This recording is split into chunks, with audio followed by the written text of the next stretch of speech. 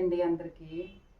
సత్య home foods తరపున మనం పంటని పండిస్తున్నాం. ఆ పంటని కూడా మార్కెటింగ్ చేసుకోవడం అనేది చాలా ముఖ్యమైన విషయం.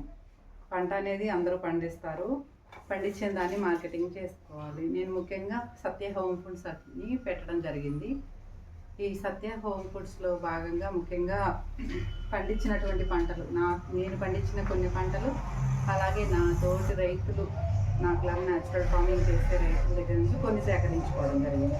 విధంగా పట్టు తేనె అనేది కూడా మన సత్య హోమ్ ఫుడ్స్లో అందుబాటులో ఉంది. అలాగే జొన్నలు,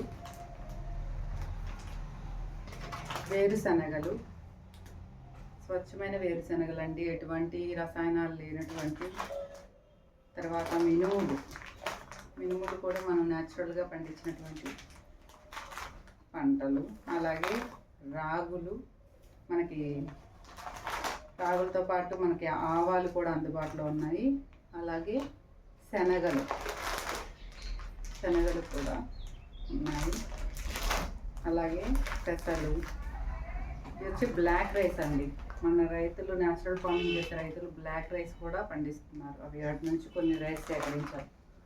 ఈ విధంగా శనగలు, బెల్లం చూస్తే తాటి బెల్లం చాలా బాగుందని టేస్ట్. నేను ఇంట్లో కూడా వాడి చూశాను. తాటి బెల్లం, అలాగే పసుపు. మనకి టర్మరిక్ అనేది చాలా ఎక్కువగా బయట చూస్తే ఎక్కువ రసాయనాలు వాడి అమ్ముతూ ఉంటారు. ఇందులో అయితే మనం ఎటువంటి కెమికల్స్ లేకుండా పంటలు పండించినవి. ఇది మంచి పసుపు అండి. ఇది చాలా బాగా మంచి కలరు, కూరలు వేసినా కానీ చాలా కలరు మంచిగా ఉంది. అలాగే మనకి ఇది హెల్దీ కూడా, మంచి ఆరోగ్యానికి బాగుంటుంది. అలాగే విత్తనాల కిట్స్, మనం ఏదైతే ఇంట్లో చిన్న చిన్న కిట్లుగా తయారు చేసి కిచెన్ గార్డెన్స్ వేసుకోవడానికి ఇలాగ కూడా ఇవ్వడం జరుగుతుంది.